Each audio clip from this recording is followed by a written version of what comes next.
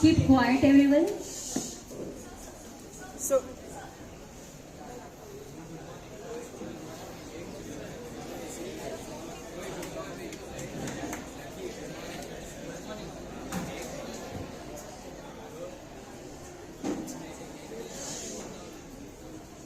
Good morning to one and all present here. On the behalf of Padma Shri Bhausaheb Vartak and NG Vartak Junior College, I, Mrs. Himangi Sawant, take this opportunity to welcome our today's guest speaker, Mr. Sanjay Krishna Garde sir. Sir is working as an environmental activities coordinator for Vasai Virar division. He involves people of different age groups in the activities like discontinuing use of plastic wrappers, bottles and bags. He creates awareness among the people about zero waste, clean waste, importance to stop or reduce the single-use items, and also gives information about compositing from wet waste. Not only this, he also contacts the different housing societies and make them aware about compositing the wet waste. So keeps on conducting such programs throughout the year. It's really great, sir. Go green, there is no planet B. The word, we all know our environment is really stressed a lot, and the reason behind it is we ourselves, the human being. So today, without wasting much time, I will request our Sanjay sir to take over.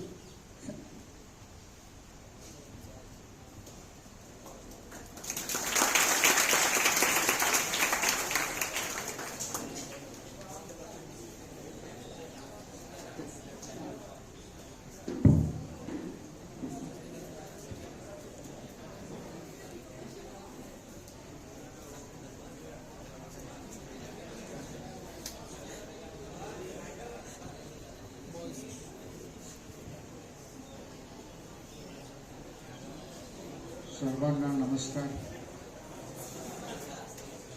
आणि आयोजकांना आणि आपल्या सर्वांना धन्यवाद.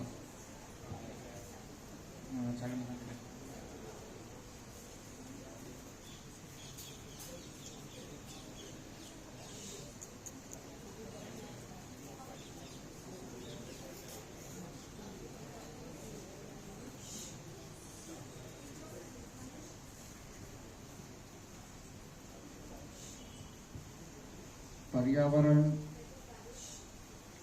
या संदर्भाने आपण सगळे थोडे चिंतित पण आहोत, काही काम पण करतो आहोत, समजून घेण्याचा प्रयत्न करत आहोत. शालेय जीवनानंतर कॉलेजमध्ये आल्यानंतर एक वेगळी उर्मी आपल्या ह्याच्यामध्ये असते. त्यावेळेस आपण अनेक कामं करू शकतो आणि कामं करताना आपल्याला तो विषय समजून घ्यायला पाहिजे, म्हणजे त्याचं समाधान मिळत असतं. आपण पर्यावरण हा विषय समजून घेऊया. पर्यावरण म्हणजे काय, तर फक्त झाडं का नाही, फक्त पाणी का तर नाही, फक्त जमीन का नाही, हे सगळ्यांचं सम्मिलित स्वरूप आहे. जल, जमीन, जंगल, जनावर आणि त्याच्यावरती आधारलेलं आपलं सर्वांचं जनजीवन म्हणजे पर्यावरण. त्याच्यापैकी एकही बिंदू जो आहे, एकही मुद्दा जरी गडबडला तर संपूर्ण पर्यावरण हे धोक्यात येतं. म्हणून पर्यावरणाचं संरक्षण करायचं म्हटलं म्हणजे आपल्याला आपल्या जीवनातलं, जनजीवनातलं परिवर्तन हे महत्त्वाचं आहे. कारण आपण पर्यावरणामधल्या विविध अंगांचा उपयोग करत असतो. त्यामुळे पर्यावरणाचा शोषण होऊ नये, बाकी चार अंगाचं किंवा जनजीवनाचं पण शोषण होऊ नये, फक्त दोहन व्हावं असा विचार करून जेव्हा आपण विचार करू तेव्हा पर्यावरणाच्या संबंधातले सगळे विचार आपल्या मनात चांगल्या प्रकारे रुजतील आणि आपण कार्य करू शकू. गांधीजींचा एक सिद्धांत होता ट्रस्टीशिप, विश्वस्ताचा सिद्धांत म्हणून ते ओळखला जातो, की आपल्याला जे हवं आहे ते आपल्याला अत्यावश्यक जे हवं आहे ते आपल्याला घ्यायचं आहे, बाकी आपण ट्रस्टीप्रमाणे समाजाकडेच ठेवायचं. तसंच प्रकृतीकडनं आपल्याला जे हवं आहे, आपल्याला अत्यावश्यक आहे ते घ्यावं, त्याचं संरक्षण करावं, जास्तीचं घेऊ नये, शोषण करू नये. आपण आपलं जीवन, जनजीवन आणि पर्यावरण सगळं सक्षम ठेवू शकू. आपल्याकडे एक जुन्या काळामध्ये पद्धत होती, सकाळी उठल्यानंतर काही श्लोक म्हणण्याची. किंबहुना काही जणांनी अगोदर बघितलं पण असेल, कराग्रे वसते लक्ष्मी, करमध्ये सरस्वती, करमूले तु गोविंदम, प्रभाते करदर्शनम. हात जोडून आपण बघायचो, आपल्या हातामध्ये लक्ष्मी आहे म्हणजे कार्यकुशलता आहे, मध्ये विद्या आहे, सरस्वती आहे, आणि हातामध्ये शेवटी त्याचा आधार हा ईश्वर आहे. आणि करदर्शन करायचं म्हणजे सकाळी उठल्यानंतर कुणाला म्हणायला वाद माहिती नाही, कुणाचं तोंड बघितलं होतं आता दिवस फुकट गेला. त्यामुळे आपलं हाताचं दर्शन पहिल्यांदा करायचं आणि सुरुवात करायची. दुसऱ्या पुढे सुरुवात होते, समुद्र वसने देवी, पर्वतस्तन मंडले, विष्णुपत्नी नमस्तुभ्यम, पादस्पर्श समस्वमे. म्हणजे जमिनीवरती आपल्याला पाय ठेवण्याचा भाग आहे, पण मी पाय ठेवतो आहे, पाय लावतो आहे म्हणून मी क्षमा मागतो, अशा प्रकारची दिवसाची सुरुवात व्हायची. आणि तो मूळ विचार जो आहे तो मनात घर केलेला असायचा, त्यामुळे आपण कुठलीही गोष्ट कुठेही टाकायची नाही. ही एक संस्कृती होती. कचरा आपण जमिनीवरती टाकत नव्हतो किंवा कुठली गोष्ट ठीक त्या व्यवस्थित ठिकाणी ठेवायची, ही एक शिस्त होती, त्याचा आधार होता. आता या सगळ्या गोष्टी दुर्मिळ झालेल्या आहेत, आपल्या सवयी बदलल्या आहेत. कुठेही टाकतो आणि नंतर मग मी म्हणतो की आपल्याकडे हे काय चाललंय, सगळीकडे कचरा दिसतोय. स्वतंत्रपणे कचरा उचलण्याच्या मोहीम, प्लॉगिंग, हे सगळे विषय आपल्या समोर येतात. पण मुळात आपण चुकलो म्हणून कुठेतरी सुधारणा करायलाच पाहिजे असं वाटतं. मी थोडंसं आपल्याला पर्यावरणासंदर्भात एक स्लाईड शो सारखा दाखवतो. लवकर थोडंसं कदाचित करावं लागेल, कारण वेळेची मर्यादा असेलच.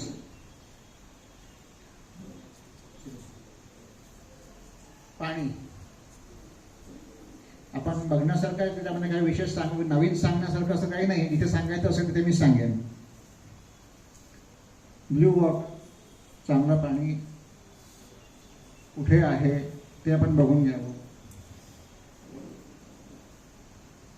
पृथ्वीवरचा पृष्ठभाग पण 71%, 96% खारं पाणी, 3.5% गोडे पाणी. कुठे कुठे आहे ही माहिती आपण वापरतो. कशासाठी? अन्न निर्मितीसाठी 70% पाणी वापरलं जातं. हे खारं पाणी नसतं, हे गोडच पाणी असतं. त्यामुळे जेव्हा आपण ताटामध्ये अन्न वाया घालवतो तेव्हा विचार करायचा की पर्यावरणामधलं पाणी हा घटक पण आपण वाया घालवतो.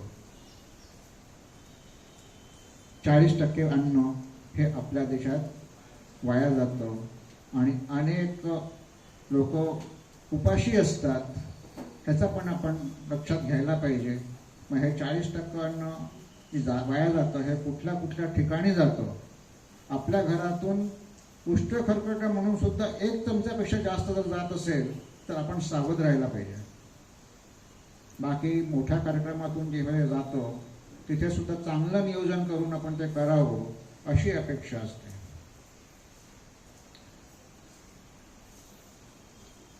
नेक्स्ट, चहाला 34 लिटर, 140 लिटर कॉफीसाठी, टी शर्टसाठी 2700 लिटर, जीन्ससाठी 7000 लिटर.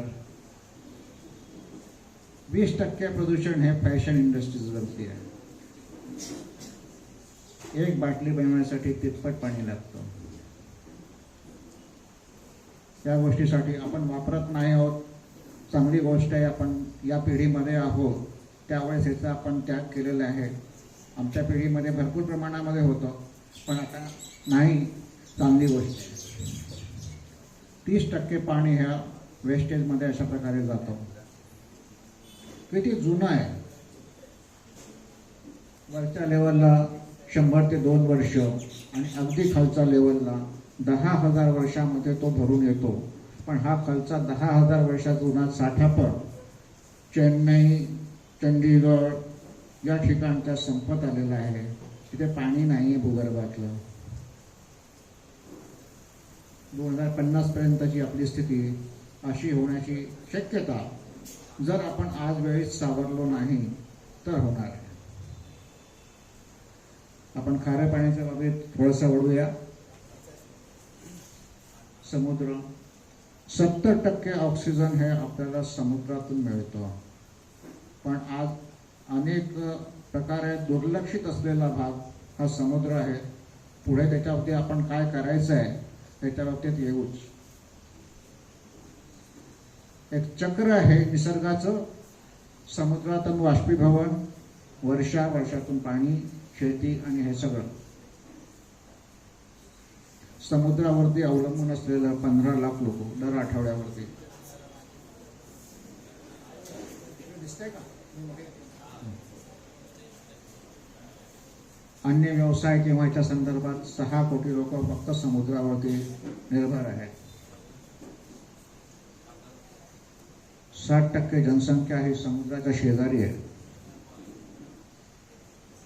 पाण्यामुळे जी मातीची धूप होते, ती धूप होण्याचं कारण मधल्या भागामध्ये वनस्पतींचं, जंगलाचं प्रमाण कमी आहे आणि माती ही वाहून येते. आपण विरारचा विचार केला तर पूर्वेकडच्या भागामध्ये जे डोंगर होते ते फोडले गेल्यानंतर पश्चिमेला महापुराची स्थिती प्रत्येक वर्षी असते. कारण डोंगरावरती जंगलामध्ये असलेलं जंगल निघाल्यानंतर जे काही पाणी पडतं ते लगेच पश्चिमेकडे वाहत जातं आणि तेवढ्या वेळामध्ये पूर येतो. ही आमची स्थिती आहे. आणि बाकी उरलेलं जे आहे आपण ते कॉन्क्रीट करून पाण्याला सरळ मोकळा मार्ग दिलेला असतो, त्यामुळे पाणी पोचतं.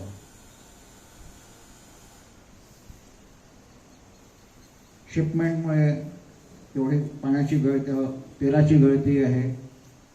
आपल्याला काही किनारे आपल्याला दिसतात, तेलकट स्वरूपाचे आपल्याला दिसतात.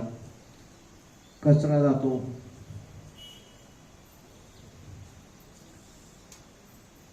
एका चौरस मीटरमध्ये पॅसिफिक महासागरामध्ये एक पॅच आहे.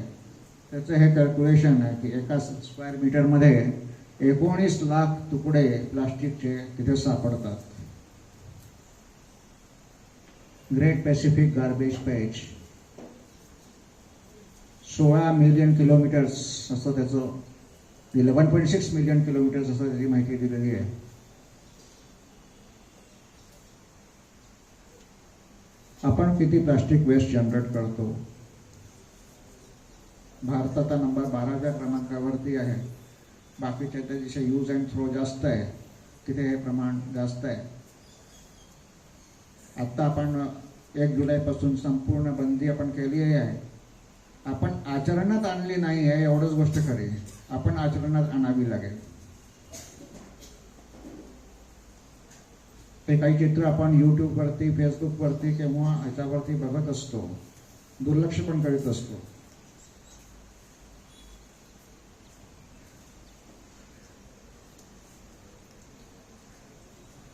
दोन लाख टन प्लास्टिक काढलेलं लक्षात येतं. 10 लाख लोकांचं 1 कोटीचं मृत्यू दिसतो.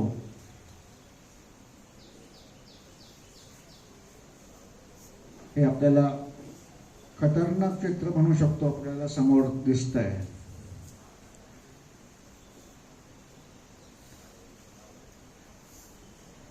एसिडचं प्रमाण किती वाढलं आणि किती कमी झालं सागरी जीवन, त्याच्यामध्ये दाखवलेलं आहे. 90% सॅम्पल्समध्ये मायक्रोप्लास्टिक आपल्याला आढळून येतं.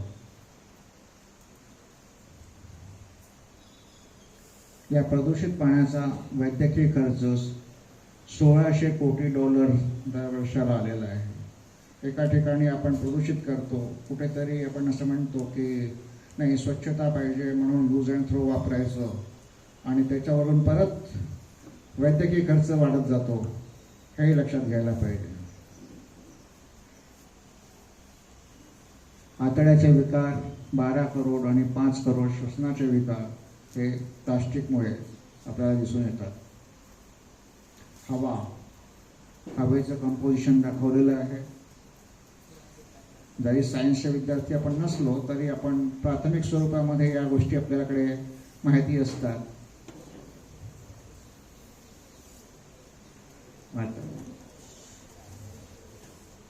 ऑक्सिजनची लेवल्स कसा विकास होत गेला, ऑक्सिजन जशी जशी आली तशी तशी वेगवेगळे जनावरं ही तयार होत राहिली. ऑक्सिजन नसताना काय होऊ शकेल? हे सायनोबॅक्टेरिया, हे समुद्रातली वनस्पती यांनी ऑक्सिजनची निर्मिती जी आपण आता बघितली की 70% ऑक्सिजनची निर्मिती समुद्रातून आहे, ती ही सायनोबॅक्टेरियाच्या माध्यमातून आहे. ज्यावेळेस आपण इथे प्लास्टिकचं प्रमाण जास्त होईल, या वनस्पतींची संख्या कमी होणार आणि पर्यायाने ऑक्सिजनची समस्या परत निर्माण होणार.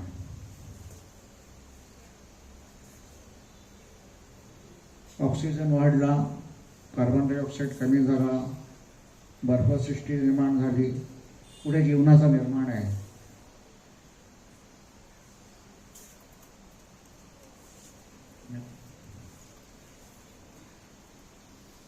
ही त्यावेळेची स्थिती आहे. जलचक्र अखंडित चालू ठेवण्यात समुद्राचा हातभार, पाण्याचा हातभार,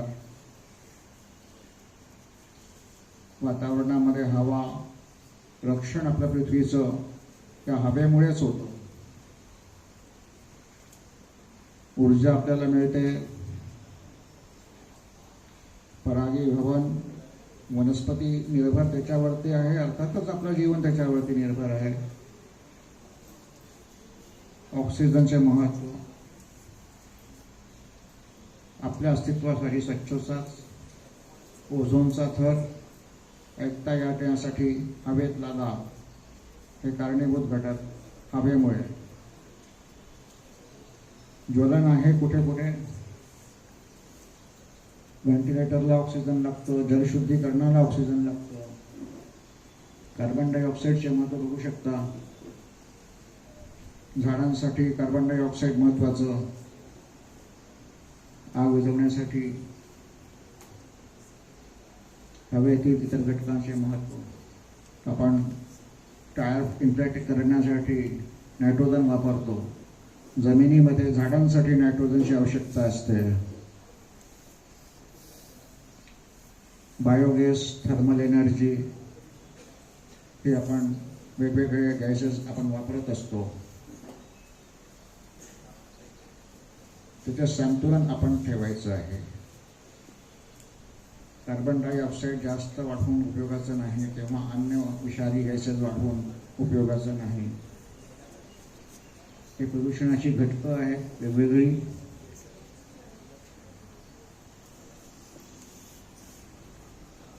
वायू प्रदूषणाची कारणे बघूया. वणवे लागतात, ज्वालामुखींचा उद्रेक आहे, मातीची धूपमुळे होते, ऊर्जा निर्मितीचे सेक्टर्स आहेत, कोळशापासून विशेष करून तिकडे कारखाने आहेत. हा दिल्लीमधला मोठा अडचणीचा मुद्दा नेहमी आपल्या वर्तमानपत्रामध्ये येतो. तो कापणीनंतर रान जाळणे आणि त्याचा त्रास भोगावा लागतो असं म्हणणं आहे. पर्याय उपलब्ध करून दिले जातात, थोडेसे महाग असल्यामुळे वापरले जात नाही, पण हळूहळू प्रयत्न चालू आहेत. जागरूकता जशी जशी वाढत जाते तसे तसे पैशाचा प्रश्न, महागचा प्रश्न हा कमी होत जातो. फटाके आहेत, हा देवनारचा डम्पिंग ग्राउंड आहे. आपल्या घरातून जाणारा कचरा कुठेतरी डम्पिंग ग्राउंडला जातो आणि मग डम्पिंग ग्राउंडमध्ये काही गोष्टी हव्या असतात म्हणून जाळलं जातं, मेटल हवं असलं म्हणून जाळलं जातं, काही वेळेस चुकीमुळे लागते आणि प्रदूषण निर्माण होतं. हे आणखीन प्रदूषणाचे कारक आहेत. रेफ्रिजरेटर, AC, धूप हे सगळे आपल्याला दिसत असलेले लक्षण आहेत. आपल्याला दिसतं पण आपल्याला कळत नाही की याचे प्रत्यक्ष परिणाम कसे आहेत, म्हणून आपल्यासमोर हे विषय मांडलेला आहे.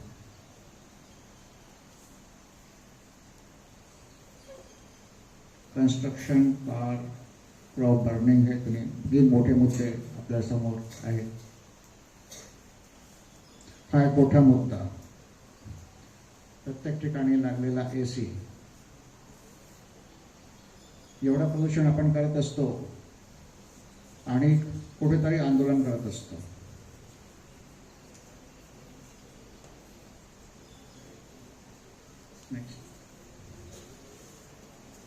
इन्क्रीज किती 15 वर्षामध्ये 4 पटीने जास्त मोटर गाड्या वाढल्या आहेत.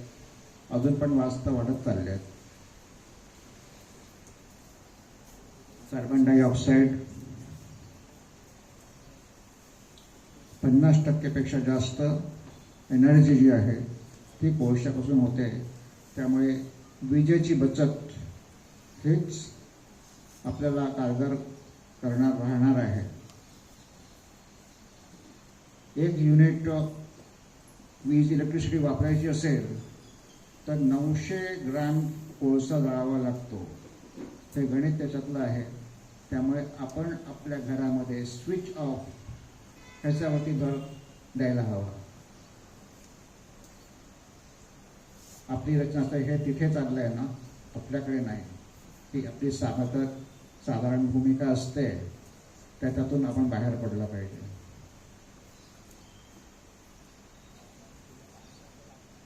परिणाम बघूया. जागतिक तापमान वाढ, ओझोनचा थराला छिद्रे, बर्फ वितळणे, समुद्र पातळीत वाढ, हवामानात बदल, उत्पादन क्षमतेत घट, मनुष्याच्या, प्राण्यांच्या, वनस्पतींच्या. 70 लाख मृत्यू.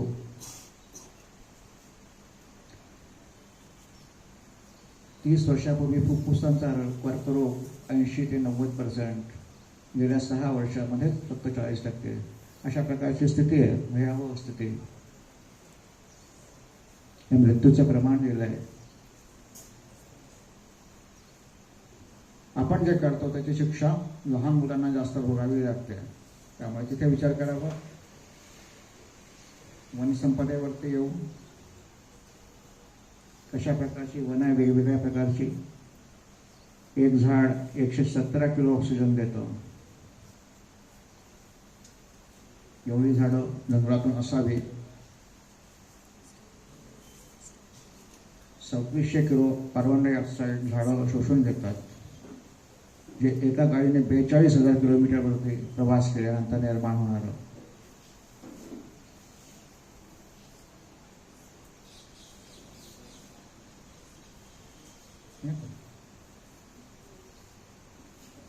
पाणी व्यवस्थापन, झाडांची संख्या असल्यामुळे आता जसं सांगितलं की झाडं नसली तर पाणी पटकन बाहेर येऊन आणि आपल्याला पूरग्रस्त स्थिती होते.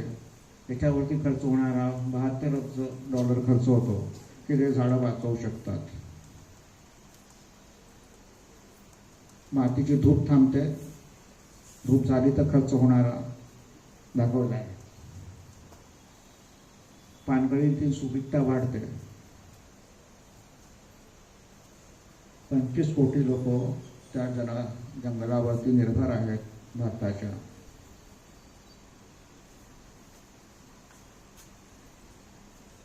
जंगलातील पाणलोट क्षेत्रामध्ये 40% शेतकरी हे निर्भर आहेत. 50% पशुधन, वनपर्यटन,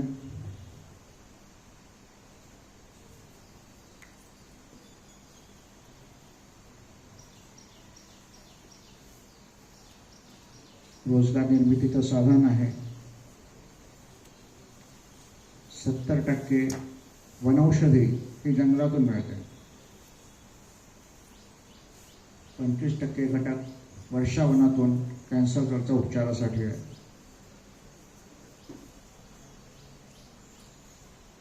Next. आपण काय देतो, आपण काय करतो आहोत हे दाखवलं आहे.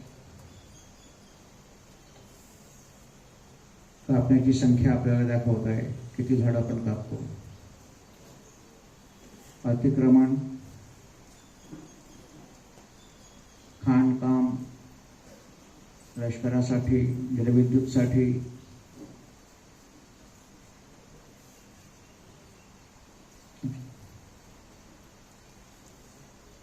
आपल्याला जंगलात जायला रस्ते हवे असतात.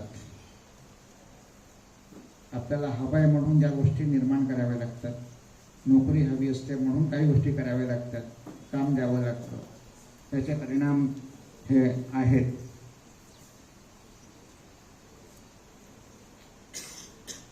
कागदाची निर्मिती, 1 कोटी झाडाची तोडणी होते आणि एक A4 साईज पेपरला 10 लिटर पाणी पण लागतं.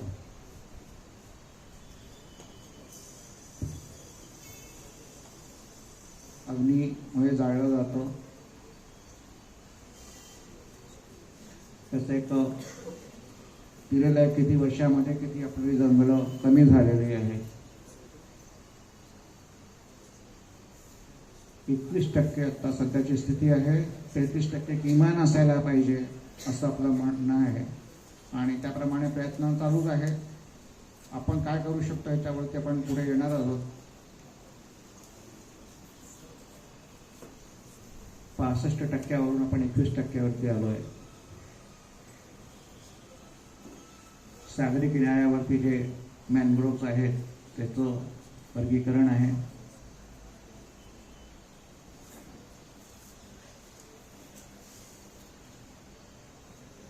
बारा 12% हरितवायू उत्सर्जन, ग्रीन हाऊस गॅसेस.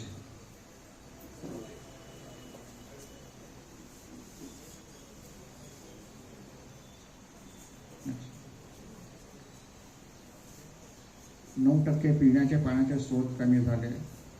14% जंगल तोडणी. झाडं पाणी जमिनीत मुरवतात आणि ते मुरलेलं पाणी आपल्याला पिण्यासाठी कामास येतं. एकमेकांवरती आधारित सगळ्या गोष्टी आहेत. त्याचं एक उदाहरण आहे.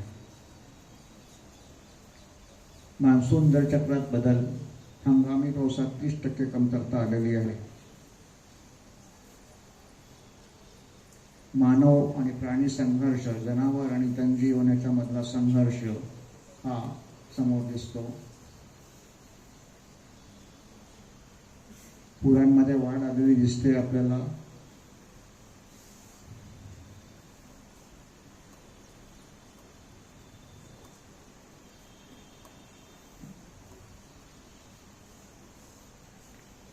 पामच्या झाडांची लागवड करण्यासाठी जंगल जाळले गेले. कारण पाम तेल नगदी पीक म्हटल्यानंतर त्याच्यासाठी अशा प्रकारचं कामं झाली. ॲमेझॉनचं जंगल जाळलं गेलं अलीकडच्या काळामध्ये. ते शेतीच्याऐवजी मेंढरी पाळ, मासासाठी ह्याचा तिथे फार्म हाऊस त्याचं करण्यासाठी ते जाळलं गेलं. हे परिणाम आहेत. मातीची रचना आपण समजून घ्या थोडीशी.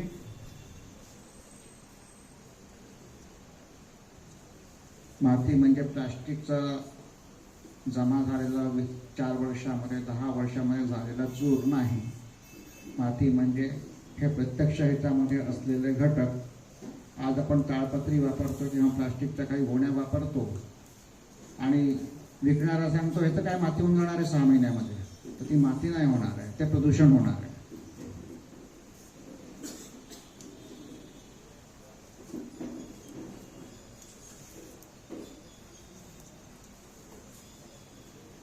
एवढं त्याचं घटक आहेत.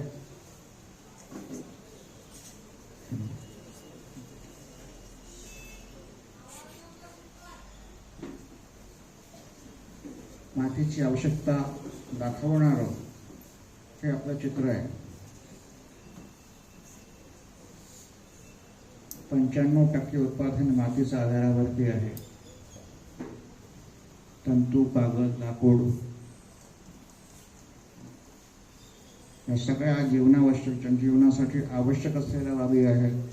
म्हणून वापर करताना आपण कसा करायचा, नियोजन कसं करायचं हे आपण बघितलं पाहिजे. जैवविविधता टिकून राहण्यासाठी पण माती महत्त्वाची आहे. पृथ्वीवर जितकी माणसे आहेत त्यापेक्षा जास्त जीव एका मोठ्या चमच्यातील मातीच्या कणांमध्ये आढळतात आणि त्याचा एक क्रम आहे, चक्र आहे, ते सांभाळलं जातं. माती हे पृथ्वीवरील जीवनाचा पाया आहे.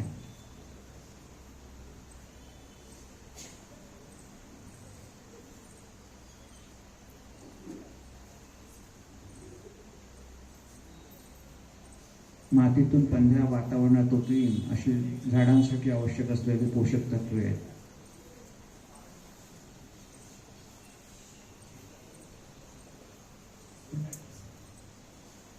कशा प्रकारे झीज होते मातीची? जमिनीची धूप, पूर येणं, दरड कोसळणे, काटपट जमीन,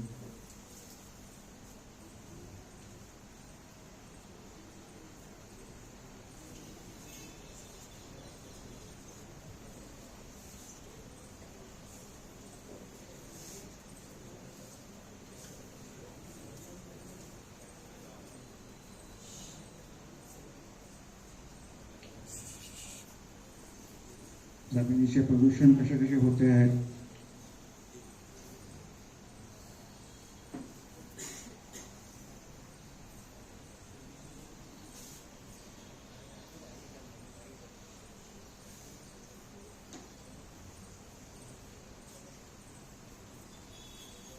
शहरीकरण, जमिनीची मातीची संख्या कमी होणं,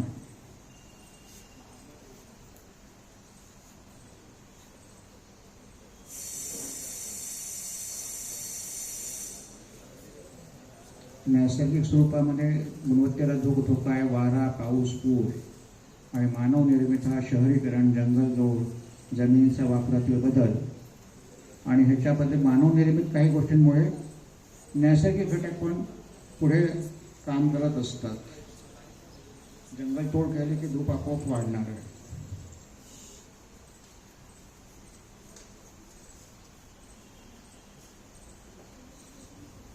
पन्नास 50% जमिनीचं स्वरूप आपण बदललेलं आहे. आपण समन्वय साधण्याच्या गोष्टी कराव्या लागतील.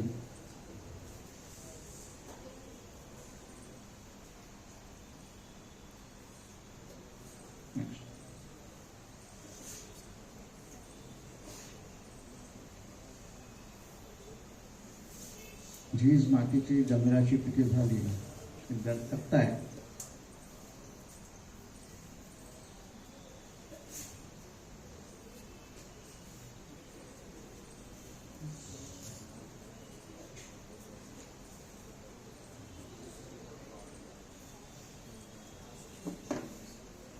रासायनिक खतं आपण वापरतो त्यामुळे होणारं प्रदूषण हे आपल्याला समोर दिसत आहे. वाहून आणि नदीमध्ये जातो.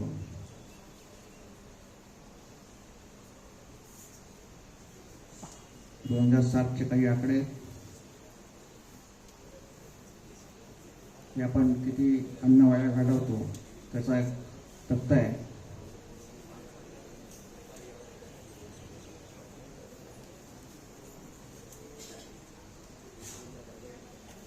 एक इंच मातीला तयार होण्यासाठी 500 ते 1000 वर्ष लागतात आणि हे धूप होते तेव्हा प्रत्यक्ष जास्त प्रमाणामध्ये वीज वाया जाते. ही शक्यता वर्तवली आहे की पुढच्या 60 वर्षात आपण अन्न उत्पादन करू शकू जर अशाच गतीने राहिल्या तर. आणि म्हणून सद्गुरूंनी आता एक मोठा प्रकल्प हाती घेतलेला, 3500 किलोमीटरची यात्रा केली त्यांनी मोटरसायकलवरून, सेव्ह द सॉइल. जैवविविधता पण समजून घेऊया. हा विकासाच्या क्रमामध्ये 2 लाख जाती पाण्यात आणि 12 लाख जमिनीवरती इतकी जैवविविधता आहे. अन्न साखळी आहे, भोके त्याचे आहेत.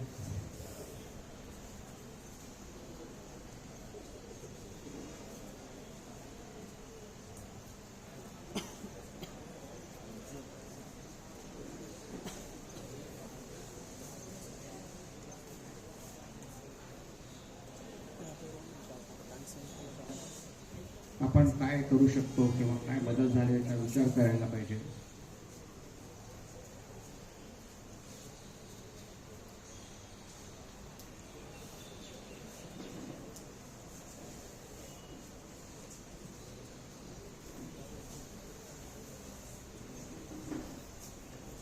लगेच आपल्याला दिसत नाही, त्याला व्हायला वेळ लागतो, ते आपल्याला हळूहळू दिसून येईल. उदाहरण बघूया आपण. मधमाशा नसल्या तर 4 वर्षामध्ये आपलं जीवन नाहीसं होईल अशी भाकीतं केलेली आहे.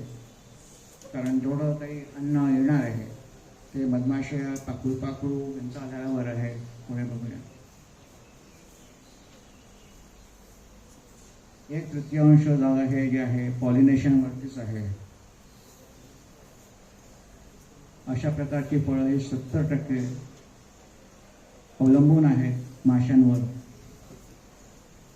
पक्षी, बीज प्रसारण, जंगलाची वाढ, फळं, कीटक खाणारे पक्षी,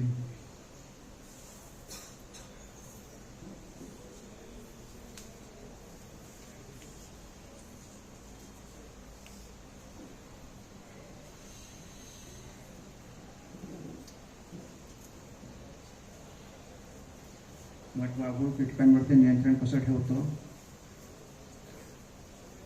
मुंग्या आणि गांडूळ, सूक्ष्मजीवाणू. आपल्याला मुंग्या गांडूळ दिसले की कसे मारायचे हा प्रश्न असतो. पेस्ट कंट्रोल, तो कंट्रोल झाला तर आपल्यावरती कंट्रोल येणार आहे हे आपल्या लक्षात येत नाही की आपली जनसंख्या कमी होणार आहे.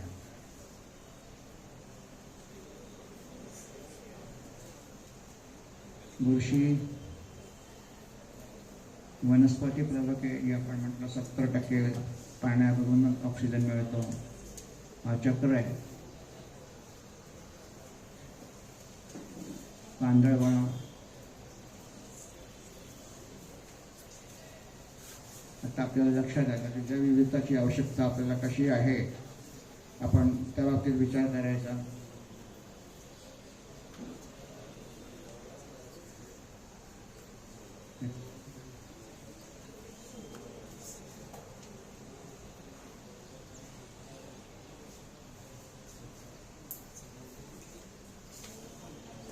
एअर पोल्युशनमुळे सागरी प्रदूषण, प्राण्यांचा मृत्यू, वनस्पती प्लवकांचा नाश, होणारे प्रदूषण,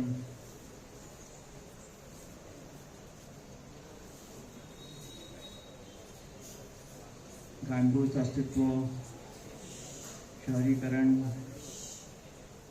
हा एकच समराईज आपण करतो आहोत इथे.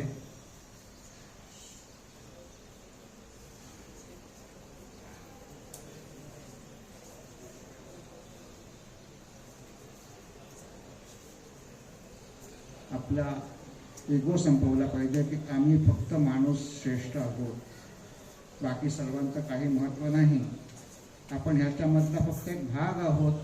एवढं जर आपण लक्षात ठेवलं तर आपण पर्यावरण जतन करू शकू. फक्त एकच काही पाडलं तरी आपण संपूर्णपणे नष्ट होऊ शकतो. अशा प्रकारची ही रचना आहे हे आपण लक्षात घेतलं पाहिजे. नेक्स्ट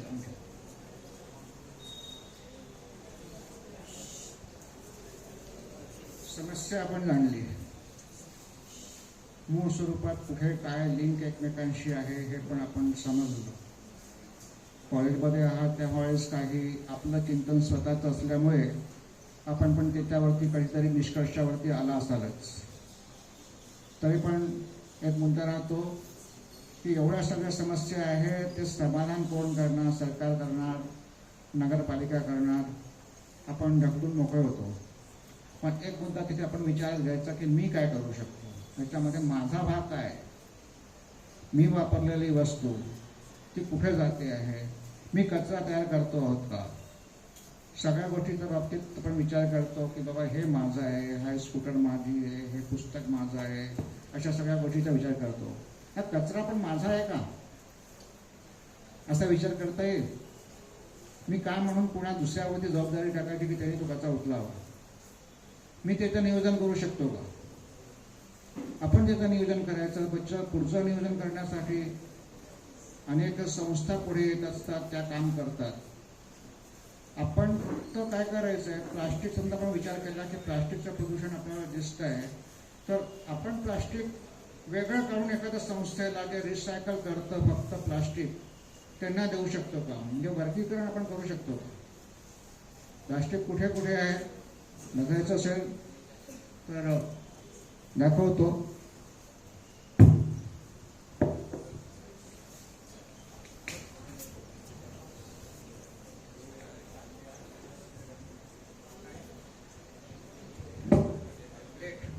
कागदी प्लेट आपण म्हणतो, हे प्लास्टिक आहे.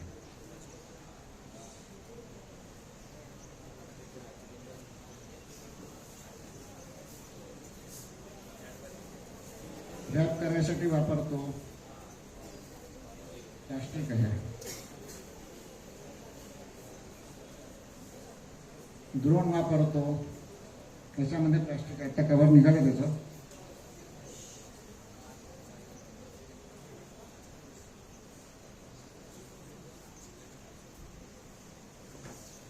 गोळ्या आहेत, प्लास्टिक आहे. काही काळानंतर याच्यामधून त्याची डस्ट तयार होते आणि ती आपण मातीच्या प्रदूषणामध्ये, समुद्राच्या प्रदूषणामध्ये आपण करायला पाहिजे.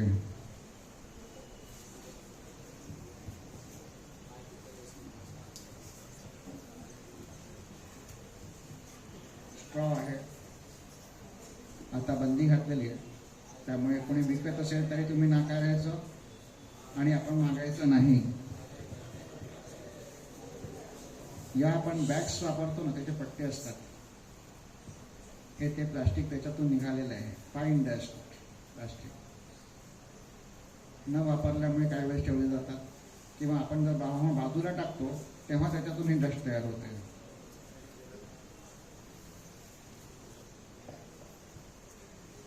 आपण रेडीमेड कपडे आणतो, त्याच्यात लेबल असतात, त्याला एक धागा असतो. डीमार्टमधून आपण सामान आणलं तर त्याला एक लॅच असतो, तो असतो, प्लास्टिक असतं. आणि हे सगळं प्लास्टिक जे आहे ते आपल्याला कुठेतरी घातक स्वरूपामध्ये तयार व्हायला लागतं. हा टॅग आपण दुर्लक्षित म्हणून बाहेर टाकून देतो, जमिनीवरती पडलेला असतो, कचऱ्यामध्ये जातो आणि मग तो प्रदूषण करतो. आपण काय करू शकतो, बाटली बंद प्लास्टिक, हे काम आपल्याला सहज शक्य आहे का नाही. आपल्याला असं मिळालेलं सगळं प्लास्टिक आपण एखाद्या बाटलीत भरू शकतो. माझी किचन बनवले, मला वाटेमध्ये कुठे आलेलं प्लास्टिक हातात येतं, सहसा येत नाही, पण कधी आलं बरोबरच्याने चॉकलेट खाल्ली तर त्याचे प्लास्टिक माझ्याकडच्यामध्ये येतं. मी जरी खात नसलो तरी बाजूवाल्याने घेतलं असेल आणि त्याला मी ऑफर करतो, बाबा ह्याच्यामध्ये ठेव. कारण आपल्याला आज एक सवयी चांगल्या लागल्या आहेत काही काळामध्ये, की आपण जो खिडकीतून टाकून देत होतो प्रवास करताना, ते आपण सॅकमध्ये ठेवतो, उतरल्यानंतर कचऱ्याच्या डब्यात टाकतो, तिथे ते बाकी सगळ्या ओल्याबरोबर मिक्स होतं. पण नाही तर मग आपण घरी आणून टाकतो, तिथे पण मिक्स होतो. पण आपलं सेग्रिगेशन जर झालेलं आहे तर ते आपण वेगळं ठेवू शकतो. असं जर केलं तर ते प्लास्टिक रिसायकलला किंवा डम्पिंग ग्राउंडला जाणार नाही आणि त्याचा नीट विल्हेवाट लावता येऊ शकेल. याच्यामध्ये काही वेळेस बॅटरीचे सेल असे पण येतात, नंतर ते काढून माझ्याकडे वेगळे ठेवतो. माझ्याकडे 6 प्रकारचं सेग्रिगेशन आहे. जपानमध्ये 42% प्रकारचे आहे. त्यामुळे आपलं ऑलिम्पिक यावेळी जेव्हा झालं होतं तेव्हा जितके मेडल बनवले होते त्यांनी इलेक्ट्रॉनिक वेस्ट कलेक्शन ह्याच्यामधूनच बनवले होते. वेगळं त्याच्यासाठी जमिनीचं खणण वगैरे असं करावं लागू नये असे दूरदर्शी धोरण त्यांनी ठेवलं होतं. आणि आपल्याला आपण घरामध्ये मदत काय करू शकतो? दुधाच्या पिशव्या येतात, तुपाच्या येतील. घरामध्ये सगळं आईनेच करावं अशी अपेक्षा आपण ठेवायची नाही. आपल्याला काळजी कळलेली आहे, आपण काय काळजी घ्यायची, धुवून आणि तारेमध्ये लावून वाळत ठेवणं हे आपल्या हातात आहे. एवढी मदत आपण करू शकतो. बाकी तुमचा सगळ्यांचा अभ्यास, क्लास, इतर ॲक्टिव्हिटीज या सगळ्या असतील, पण एवढं काम आपण पर्यावरणाला करणं अभिप्रेत आहे. हे काय असेल? स्क्रबर, बरोबर आहे. आपण प्लास्टिकचं वापरतो, ते कशाचं आहे आत्ता बघायचं आहे.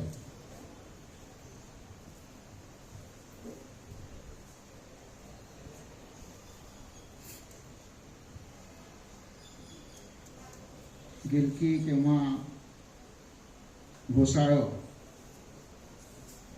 वाळल्यानंतर असं होतं, वेलीवरती वाळलं पाहिजे. तर स्क्रबर म्हणून आपण वापरू शकतो. म्हणजे आपण जेव्हा म्हणतो त्याला पर्याय काय, पर्याय निसर्गाने दिलेले आहे, आपल्याला ठेवलेले आपण शोधायला पाहिजे. हे सुद्धा मला एक मामाची वाडी या बाजूला गेलो होतो, तेव्हा ते वाळलेले मिळाले, तेव्हा मी त्याच्यातून घेऊन आलो की हे अशा प्रकारचं स्क्रबर, नैसर्गिक स्क्रबर जे आहे ते आपण वापरू शकतो. आपण काय करू शकतो हा महत्त्वाचा मुद्दा आहे. आपण ज्या ज्या ठिकाणी राहू त्या ठिकाणी काय करायचं. तुम्ही लवकरच आपलं शिक्षण पूर्ण कराल 5-6 वर्षामध्ये. त्याच्यानंतर एखाद्या प्रशासनिक ह्याच्यामध्ये किंवा समाजसेवी संस्थेमध्ये किंवा राजकारणामध्ये कुठेही पुढे जाऊ शकतात. आणि त्यावेळेस पर्यावरणाचा आपण काय विचार करू शकतो तो नंतरचा. आत्ताचा जो करू शकतो तो विचार तुमच्या समोर दिलेला आहे. आणि पुढे थोडंसं दाखवतो हरितगृह संघटना.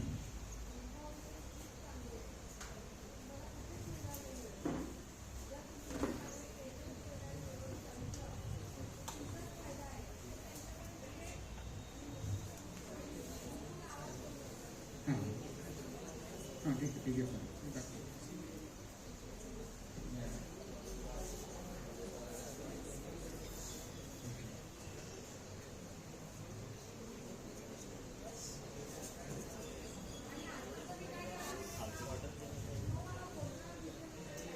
आपण या संदर्भात एक योजना अशी म्हटली आहे की माझं घर हरित घर असू शकतं का. आपल्याला काय करावं लागेल. हरित घर 5, 4, 3, 2, 1 15 मुद्दे आहेत. या मुद्द्यांवरती माझं घर पर्यावरणपूरक आहे आणि या सगळ्या गोष्टी आपल्याला शक्य आहे. अशक्य त्याच्यातल्या कुठल्याच गोष्टी नाही आहे.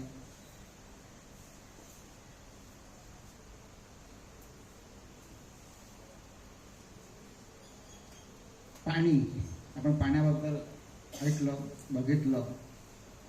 आपण काय करू शकतो. एक बादली पाण्यामध्ये आपली आंघोळ झाली पाहिजे. होऊ शकते का? होऊ शकते ना. म्हणजे मग आपण पाणी वाचवू शकतो. त्याच्यापेक्षा काही प्रयोग मी स्वतंत्रपणे वेगळे करतो. म्हणजे उरलेलं पाणी जे वाया जातं, म्हणजे माझ्या बसल्यानंतर स्टूलवरती समोर एकटा बसतो, त्याच्यामध्ये पाणी गोळा होतं आणि ते पाणी फ्लशिंगसाठी वापरता येतं. जर शॉवर खालती आंघोळ करायची झाली तर टबामध्ये उभं राहायचं, आंघोळ करायची, उरलेलं पाणी जे आहे फ्लशिंगसाठी वापरायचं. बाकी मोठ्या ज्या संस्था आहे, सहकारी संस्था, त्याच्यामध्ये रिसायकलिंगची प्रोसेस जिथे जिथे आहे, काही ठिकाणी चालू असते, काही ठिकाणी बंद असते. ती चालू राहावी याच्यासाठी आपण लक्ष घालणं हा सुद्धा भाग होऊ शकतो. आरोचं पाणी, आता आपण पिण्याच्या पाण्याच्या संदर्भात बघितलं, एका बाटलीसाठी 7 लिटर पाणी जातं. तर तसंच त्याच्यामध्ये पण तशातला प्रकार आहे. आरोचं पाणी आपण कमी वापरायचं, तेव्हा ते कसं त्याच्यामध्ये जे वेस्ट वॉटर जो निघतं ते दुसऱ्या कामासाठी वापरणं, म्हणजेच नियोजन. आपलं नियोजन, आपल्या जीवनशैलीमधलं बदल हा आपण करायला पाहिजे. गळती आहे का, नळ टपकतात आहेत का, कुठेतरी लिकेज आहे का, त्याच्यामध्ये पाणी वाया जातं. आणि ज्या ठिकाणी प्रेशरने पाणी येतं त्या ठिकाणी जे नवीन प्रकारचे नळ आहेत, जे हवा मिश्रित करून देतात पाणीला, ते वापरता येऊ शकतात. असा हा चौथा मुद्दा. आणि एक आहे अर्धा ग्लास पाणी. म्हणजे आपण आलेल्या गेलेल्याला आपण ग्लास भरून पाणी ठेवतो, त्याला गरज असते का तेवढ्याची? तर असतेच असं नाही, कदाचित नसते. आता काहीतरी ऑफर केलं म्हणून प्यायचं, मग 4 घोट प्यायचं आणि मग बाकी जाऊन द्यायचं. तर ते उष्ट पाणी आपण ते टाकू शकत नाही, ते सिंकमध्ये जातं. जर त्याने प्यायला पण नसेल पाणी प्यायला घेत उपयोग होत नसेल, तसंच ठेवलं जातं. पण घरी आतमध्ये आपण किचनमध्ये ग्लास नेतो तेव्हा परत ते पाणी काय करतो, सिंकमध्ये टाकून देतो. ते पाणी टाळण्यासाठी आपण काय करायचं, अर्धा ग्लास पाणी वापर करायचं. थोडंसं कमी होऊ शकतं. नाहीतर सर्वोत्तम उपाय आहे तांब्या आणि भांडं, बाटली, ग्लास. या 5 मुद्द्यांवरती आपल्या जीवनातलं, आपल्या घरातली रचनेमध्ये बदल हे आपल्याला करता येऊ शकेल का, हे बघायला पाहिजे. दुसरं, आपण जल नंतर जमीन म्हटलं तर कचऱ्याचे वर्गीकरण आपण करायला पाहिजे. ओला काय, सुका काय. मानव निर्मित तो सुका, नैसर्गिक जो आहे तो ओला. हे साधं गणित आहे. माणसाने काय काय तयार केलं, प्लास्टिक तयार केलं, कागद तयार केला, हा सगळा सुका कचऱ्यामध्ये जाईल. त्याचं रिसायकलिंग प्रोसेस, वर्गीकरण, हा सगळा भाग नंतरचा.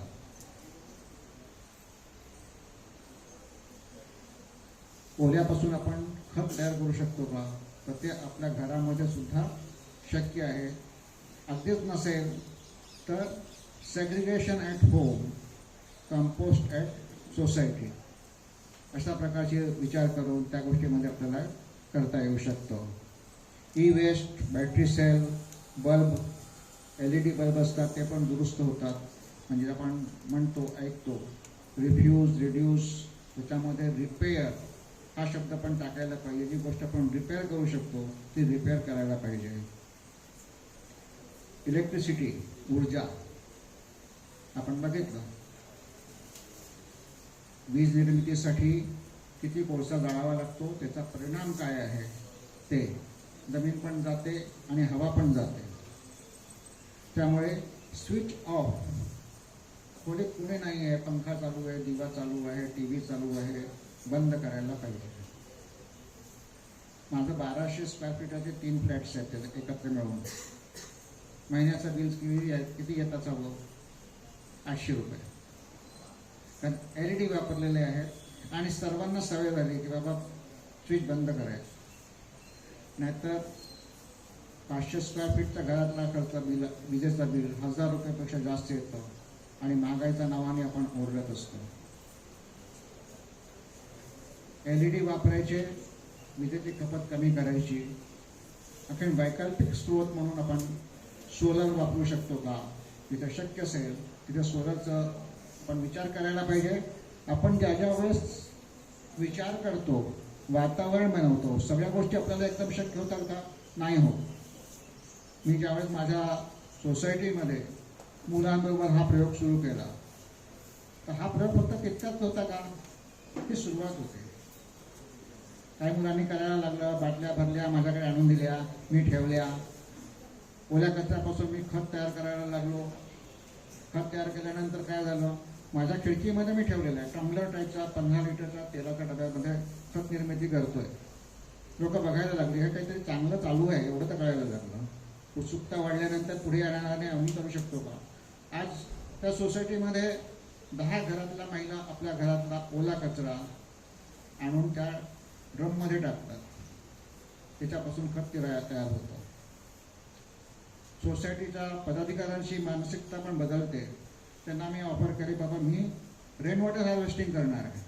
सोसायटीचा खर्च काही नाही. माझ्या बाजूलाच मी फक्त तुमचा पाईप कापायची परवानगी द्या. वरतून आलेलं पाणी मी ड्रमामध्ये स्टोअर करतो, ड्रमातून फिल्टर लावलेलं आहे, त्याच्यातून ते पाणी जे वापरलं जातं आणि उरलेलं पाणी बोरिंगला जातं.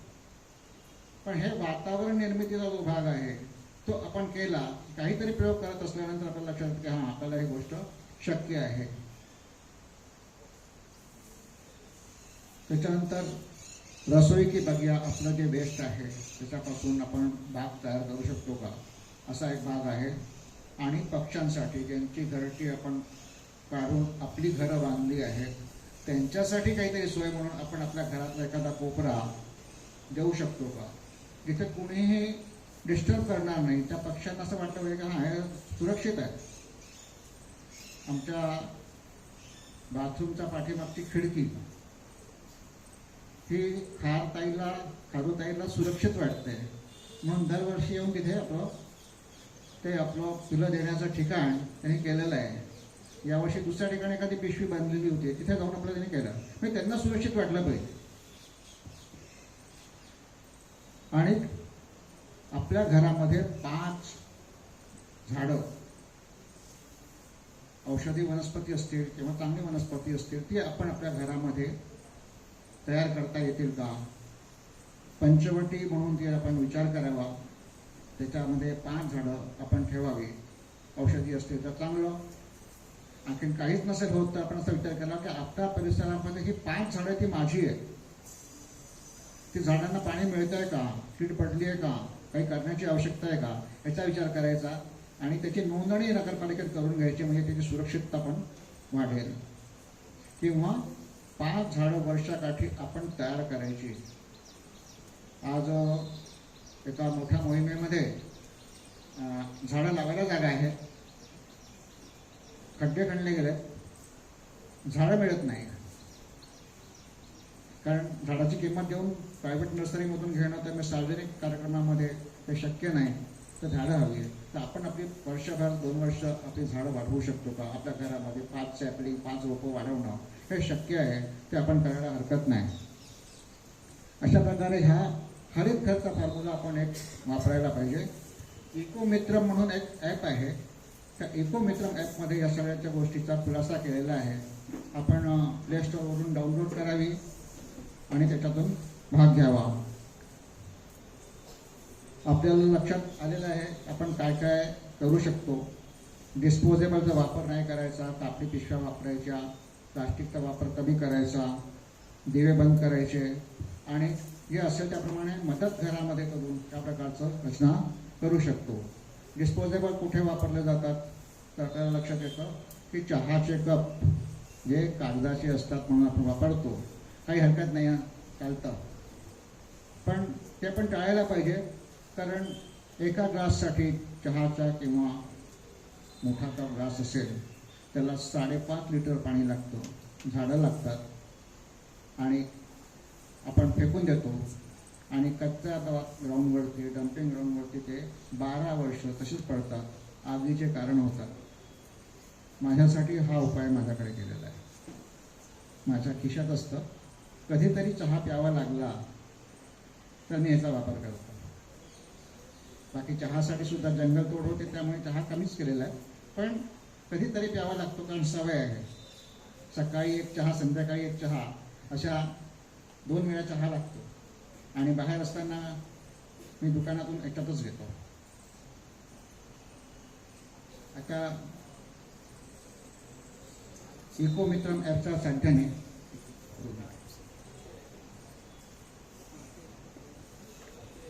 इकोमित्रमच्या ॲपमध्येच एक स्पर्धा आहे आपल्या कॉलेज विद्यार्थ्यांसाठी.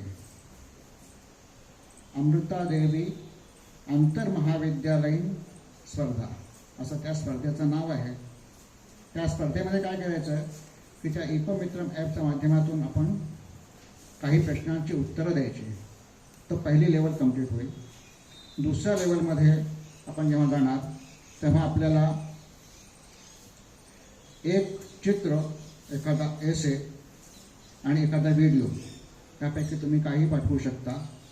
ती दिल्यानंतर तिसऱ्या ॲपच्यामध्ये आपल्याला एखादा पाण्याचा स्रोत जे आहे, वॉटर बॉडीज ज्याला म्हणतो आपण, त्याबद्दलची माहिती त्याच्या GPS लोकेशन बरोबर द्यायची आहे. अशा प्रकारच्या त्या स्पर्धेमध्ये आपण भाग घ्यायचा. कॉलेज स्तरावरती आहे, कॉलेजमध्ये स्पर्धा असतील, त्या पद्धतीने त्या गोष्टीला आपण हँडल करायचा विचार करायचा. आणखी त्याचा पुढचा एक कार्यक्रम तुम्हाला सांगतो थोडक्यात. 17 सप्टेंबर 2022 सप्टेंबर महिन्याचा 30रा शनिवार हा इंटरनॅशनल कोस्टल क्लिनिंग डे असतो. या दिवशी आपण भारताचा जो 7,516 किलोमीटरचा समुद्री किनारा आहे, त्या किनाऱ्यावरती 1 किलोमीटरच्या पाठीमागे 75 जणांनी उभं राहायचं आणि तो कोस्टल क्लीन करायचा. असा तो कार्यक्रम आपल्या स्तरावरती आलेला आहे. NSS, NCC, कोस्टल हे भारताचा अर्थ सायन्स डिपार्टमेंटकडनं हा कार्यक्रम आलेला आहे. आपण कॉलेजच्या माध्यमातून त्याच्यामध्ये सहभागी होऊ शकतो. ते मला व्हायलाच पाहिजे, कारण आपल्याला लक्षात आलं आहे की आपण समुद्रावरती किती निर्भर आहोत. त्याच्यामुळे आपल्याला त्या गोष्टीमध्ये आपल्याला सहभागी व्हायचं आहे. त्या दृष्टीने आपण प्रयत्न करूया.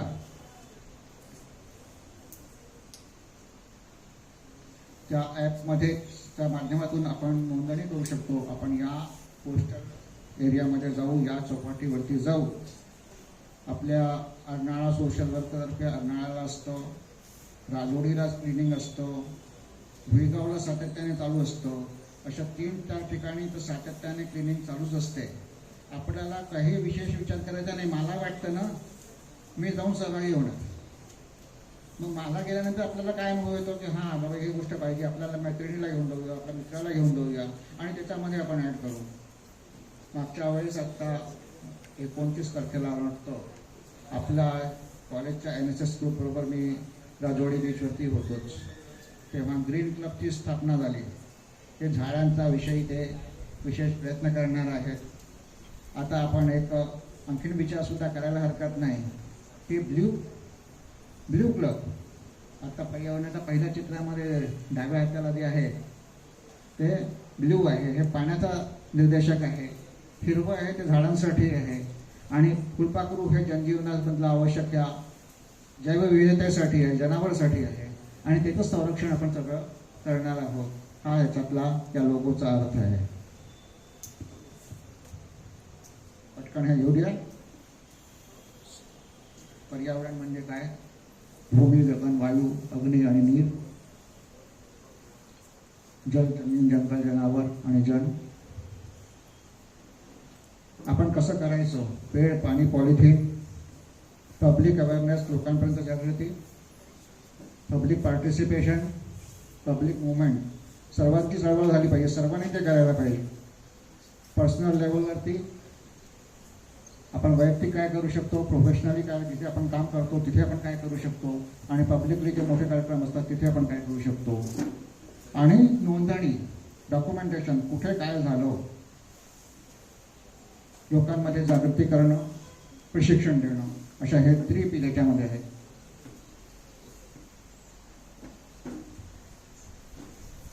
हा फॉर्म्युला आपण बघणार आहोत. प्रत्येकाकडे मोबाईल फोन आहेतच, त्यांनी डाउनलोड करून बघायला हरकत नाही आणि त्याच्यामध्ये सहभाग आपल्या नोंदवावा.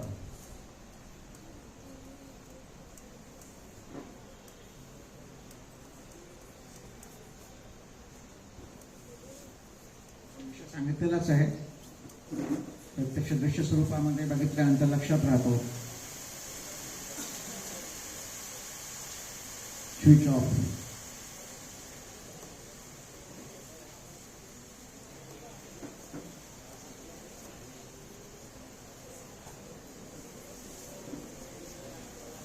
मुद्द्यांवरती आपण टिकमार्क करायचा की मी हे करतोय, त्याच्यावरती प्रमाणपत्र आपल्याला दिले जातील.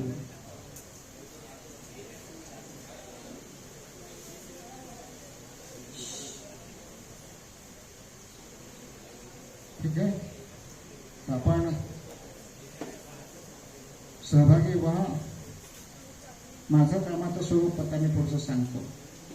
त्याच्यामध्ये तुम्ही पब्लिक अवेअरनेस हा विषय आलाच, पण त्याशिवाय आपल्या जिल्ह्यामध्ये म्हणजे माझा जिल्हा वसई तालुका आपण म्हणू शकतो, नायगावपासून खानिवडेपर्यंत त्याच्यामध्ये माझा प्रवास असतो. आणि वेगवेगळ्या संस्था जे आपल्या आपल्या परीने कामं करतात. एखादा जवळ फक्त झाड लावणारे असेल, एखादा फक्त प्लास्टिक कलेक्शन करणारी असेल, पण त्या सगळ्यांची मूळ मांडणं म्हणा किंवा एकमेकांना माहिती करून देणं हा माझ्या कामाचं स्वरूप आहे. जसं ध्यास फाउंडेशन वसई हे प्लास्टिक संकलनामध्ये काम करत आहे. विरारमध्ये 25 ठिकाणी, वसईमध्ये 15 ठिकाणी असं हे महिन्याच्या एका रविवारी विरारमध्ये 30, वसईमध्ये 4 आपण प्लास्टिक एकत्र करतो आणि रिसायकलिंगला पाठवतो. तसंच झाडं लावण्याच्या क्षेत्रामध्ये ग्रीन अम्ब्रेला म्हणून एक संस्था आहे, जी झाडांची रोपं तयार करतो. दुर्मिळ झाडं आहे, भारतीय झाडं आहे, त्यांची रोपं तयार करणं, ते लोकांपर्यंत पोहोचवणं हा सहभागातून त्यांचं सॅम्पलिंगचे कार्यक्रम होतात तेव्हा ते आवाहन करतात लोकांना की तुम्ही यावं. आणि आपण जाऊन शिकत असतो, झाडांची ओळख करत घेत असतो. नाही तर आपल्याला काय माहिती असतं, ही सगळी जी फळं देणारी त्याच्याशिवाय बाकी सगळी जंगली आहे, पण जंगलीमध्ये काय आहे त्याची माहिती आपल्याला मिळते. अशा प्रकारचं एक कामाचं स्वरूप माझं आहे. त्यातूनच ह्या सगळ्या गोष्टी घडत असतात. आणि आपण सागरी तर स्वच्छता 17 सप्टेंबरच्या अनुषंगाने तयारी करावी, मध्ये जाऊन यावं. समुद्री किनारा आपला किती स्वच्छ आहे किंवा घाण आहे किंवा तिथे काय आहे, काय समस्या आहे, ही सगळी आपल्याला लक्षात येईल. आणि त्याशिवाय अमृतादेवी आंतरमहाविद्यालयीन स्पर्धेमध्ये आपण नोंदणी करावी आणि भाग घ्यावा. धन्यवाद.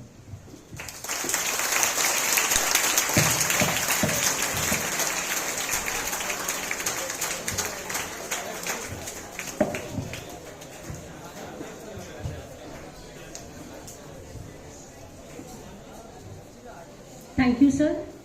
नक्कीच तुम्ही सांगितलेल्या गोष्टी आमची मुलं लक्षात ठेवणार. अँड ॲटलिस्ट 5 प्लांट्स जे सरांनी सांगितले सगळे स्वतःच्या घरात ग्रो करणार. They will grow the plants in their houses. And जे अमृत महाविद्यालय कॉम्पिटिशन आहे आणि 17 सप्टेंबर त्याच्यात पण आम्ही सहभागी होऊ.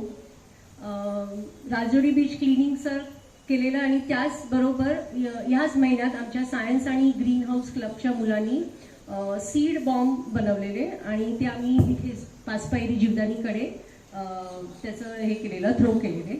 And we are waiting for the result. So once again thank you sir. It was really informative seminar. Now I will request Melvina miss to felicitate sir with flowering plant.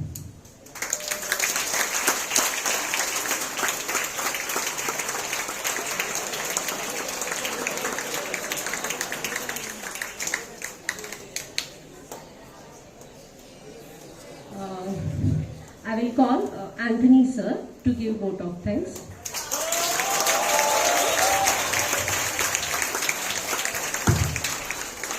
Good morning one and all. On behalf of ABA Education Societies, Padma Shri Bhavsar Vartak College and NG Vartak Junior College, I would like to give my hearty thanks to our distinguished speaker, Mr. Sanjay Garde, for gracing this seminar. Today we had an opportunity to hear your thoughts, and this will surely be going to encourage us in future events.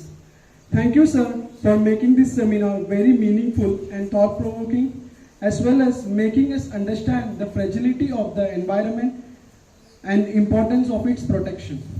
I would like to express my deep gratitude to Principal Mrs. Sarika Rawat Madam and our Supervisor Mrs. Sheetal Kurotkar Madam for organizing this program and providing us with this guidance and moral support. I would also like to thank our teaching and non-teaching staff who have made this seminar a grand success through their collaboration. Last but not the least, I thank the wonderful students here who have turned up in a great numbers. Once again, I thank you all for your cordial cooperation. Thank you.